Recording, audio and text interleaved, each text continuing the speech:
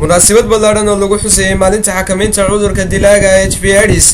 ayaa lagu qabtay xarunta 26-ka Juun ee magaalada Berbera waxaana soo qaban qaabiyay munaasabadani hay'adda UFECO iyo HBA iyadoo waliba ay ka qayb qaadanayeen ururada bulshada ee bisha casiya CDA waxaana ka soo qayb galay munaasabadani xubno sare oo ka socday shaqaalaha laamaha dawladda ee gobolka Saaxil waxa isagu ugu horeyntii halkaasi ka hadlay agaasimaha arrimaha bulshada ee dawladda hoose Maxamuud Ducaale Saleebaan Talaabo isagoo agaasimuhu xusay in aan la takoorin dadka qaba cudurka HIV AIDSka lana dareensiin inay qabaan cudurkaasi waa maalin aynu u qoondeynay inaynu ka ooyino oo caalamku ka ooyo oo la dagaalamo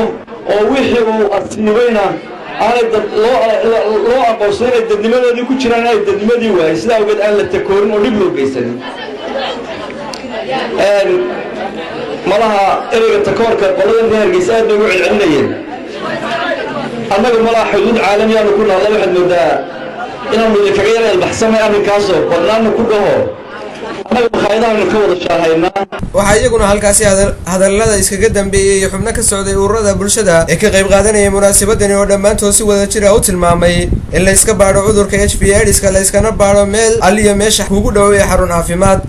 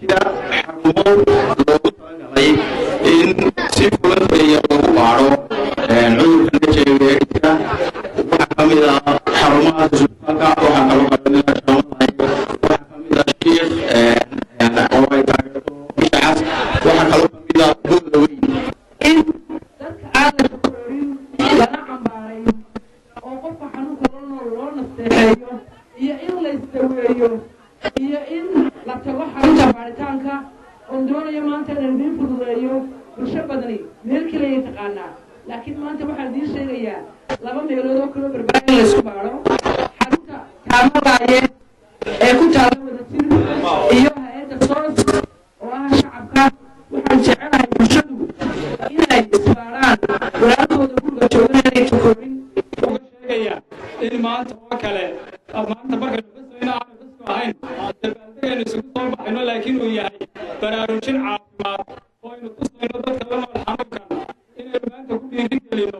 arrimaha maanta hoosteena yeelaynu qaarsan karto badan qarsanaya iyagoo ka baqaya in la takooro oo ay u soo baxaan dadka bannaanka si ay isu baadhaan markaynu inuu ka dayno takoorka ayaa iyaguna muuqan doonaa oo odhan doonaa war maanta aniga positive munaasabadani oo ahayd mid ka duwan munaasabadihii hore ee lagu xusi jiray maalinta xakamaynta cudurka dilaaga HIV AIDS lagana wacyigelinayay bulshada ku dhaqan gobolka Saaxil inay iska ilaaliyaan cudurkaasi خالد حسن نور تلفزيون كمدة حبناني بولشة TV بربرة